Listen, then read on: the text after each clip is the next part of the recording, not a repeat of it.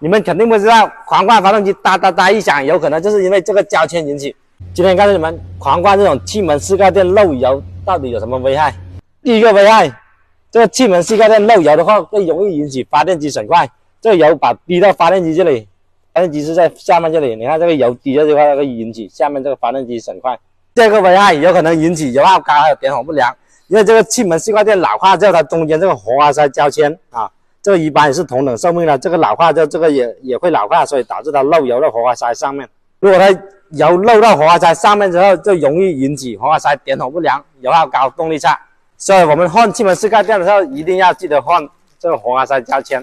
但是这个东西的话，很多人就不会告诉你们。